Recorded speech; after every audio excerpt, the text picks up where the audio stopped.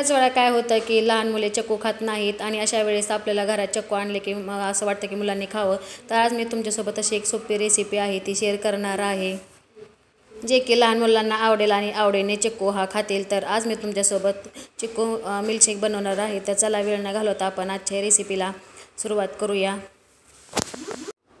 इथं मी चिक्कू मिल्कशेक बनवण्यासाठी 3 चिक्कू घेतलेले आहेत. तर इथं तुम्हाला किती करायचे आहे त्याच्या ह्याच्यानुसार तुम्ही चिक्कू घेऊ शकता.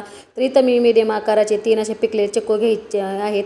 इथं मी 1 कप एवढं दूध घेतलेलं आहे. तर 2 कप चिक्कू शेक बनवणार आहे, त्याच्यामुळे इथं मी 1 कप एवढं दूध घेतलेलं आहे.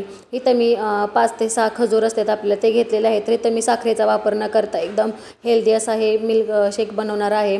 तर त्यासाठी इथं मी खजूरचा वापर केलेला आहे. तर असे त्यातले ज्या बिया असतात ना ते काढून घेतलेले आहेत. इथं मी काजू बदाम घेतलेले आहेत आणि थोडीशी वेलची पूड घेतलेली आहे. तर सगळ्यात पहिले आपल्याला चिक्कूचे आहे ते साल काढून घ्यायचं आहे. तर बघू शकता अशा प्रकारे जे आपण साल काढतो ना बटाट्याचे त्याच्याने असे साल काढून घ्यायचं आहे. छान अशी व्यवस्थित अशी साल निघते ह्याने. तर असेच मी सगळ्या चिक्कूचे आता साल काढून घेते. बघू शकता सगळे मी चिक्कूचे आहेत ना साल काढून घेतलेले आहेत. अशा फोडी कडून आतमधले जे बिया असतात ना ते काढून घेतलेलं आहे. आता काय करायचं आपल्याला, एक मोठं असं मिक्सरचं भांडं घ्यायचं आहे आणि ह्याच्यामध्ये चिक्कू घालून घ्यायचे आहेत. तर घेतानाच मोठं मिक्सरचं भांडं घ्यायचं आहे. आता ह्याच्यामध्येच जे खजूर घेतले होते आपण ते घालून घ्यायचे आहेत. आता हे जे 1 कप दूध घेतलेलं होतं ते घालून घ्यायचं आहे.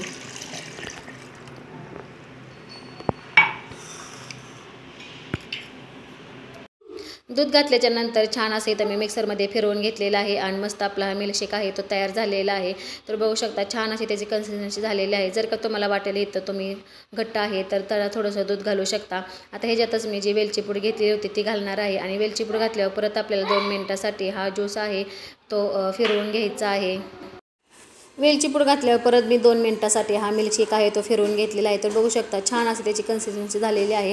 जर का तुम्हाला इथं घट्ट वाटत असेल तर तुम्ही ह्याच्यात अजून थोडंसं दूध घालून परत फिरवून घेऊ शकता. आता इथं मी ग्लासमध्ये घेते आणि परत दुसऱ्या ग्लासमध्ये ओतते. इथं मी बरोबर 3 चिक्कूमध्ये आपला 2 ग्लास एवढा 2 माणसापुरता एवढा हा शेक आहे तो बनलेला आहे. आता सगळ्यात शेवट जे ड्रायफ्रूट्स घेतलेले होते ते असे छान असे वरून घालून घ्यायचे आहेत. झटपट असा चिक्कूचा मिल्कशेक तयार झालेला आहे. तर रेसिपी कशी वाटली नक्की कमेंटमध्ये सांगा आणि असंच माझ्या चॅनलवर कनेक्ट राहा. तर चला आता नेक्स्ट व्हिडिओमध्ये भेटूया. तोपर्यंत धन्यवाद.